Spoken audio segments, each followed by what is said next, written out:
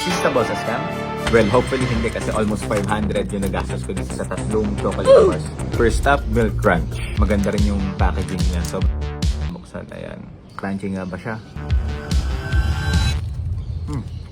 Sarap. Sobrang lutong niya pero hindi ko siya kayang ubusin ng isang upuan. 3.5 out of 5. Pero ganun din kaya ang milk chocolate. Tikman natin. Namuksan na rin. Parang ito yung kaya kong ubusin ng isang upuan. Kaya naman 4 out of 5.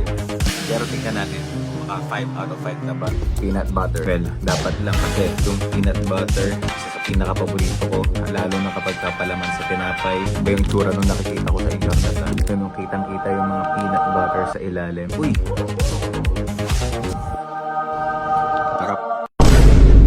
Baka maubos ko agad ito ng isang upuan. Kaya naman, 5 stars. Nakagat ko hindi na ako. I finally tried Prime. Sulit ba? O na-scam ako dito? Unahin natin sa Blue Raspberry. Saka.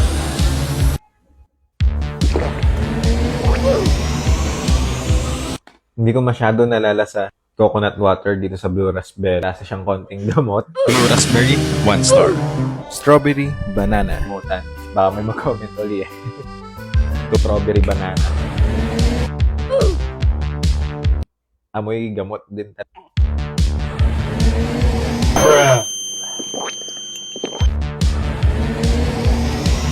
Lasa mo yung pagka-strawberry pero hindi ko nalalasa yung saging dito sa drink na to. Sobrang asim niya. Sa magandang comparison, yung Yaki, hindi ko na-expect na gano'n ka-asim. Yung strawberry banana. 0 star. The Ice Pop. Ang una ko naiisip ay yung mga dirty ice cream. Hopefully, gano'n yung lasa nito. Kasi isipin mo talaga na gamot siya.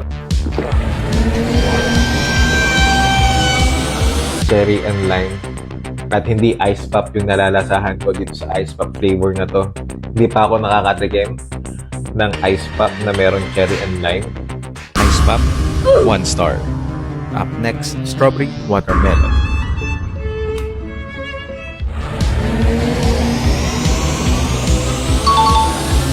Parang bukod dun sa raspberry flavor, ito yung isa sa nagustuhan ko na flavor dito sa matatikman natin na strawberry watermelon.